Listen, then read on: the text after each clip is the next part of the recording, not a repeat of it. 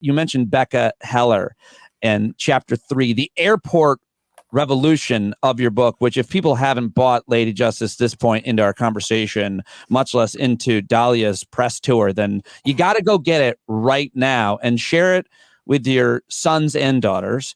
But you talk about what happened just at the very beginning of the Trump administration with the Muslim ban and what was going on with the chaos at the airports. And in step, the co-founder of the International Refugee Assistance Project, who was only 35 years old, Becca Heller, and you introduced us to her and so many other lawyers. Tell us about her story and why you included her in Lady Justice.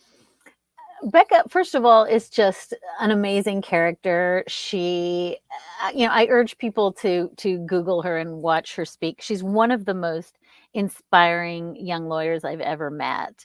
And I included her in part because, the Muslim ban, less than a week into the administration, this just landed with a thump. And a lot of people were shocked and a lot of people were paralyzed.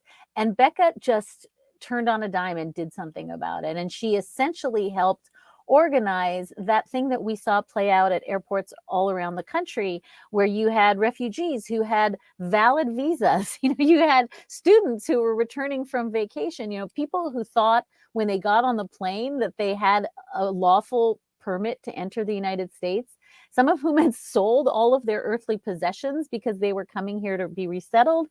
And all of them suddenly become stateless in the air. Right. And folks, I think, forget two things about that. One, how just utterly cruel it was, that it was really viciously cruel. It's the Adam Serwer, the cruelty is the point thing, where you have people who have nowhere to go, who are being now held at airports, told like, sorry, that permit you had, that visa you had is no longer legal. But also, and I love this part of the story, that the lawyers are the heroes, right? Because if you think back to what was going on at SeaTac, at JFK, at LAX, lawyers just swarmed the airports, held up signs, started filing pro se like filings on behalf of refugees and immigrants. And we're just like, I quote the lawyers standing outside SFO Pete, just chanting, let the lawyers in, let the lawyers, because it's like, when are we ever the good guys? Like everybody wants us at the bottom of the ocean. But these lawyers who showed up were like tax attorneys and like trust and estates people and real estate people. And they just showed up.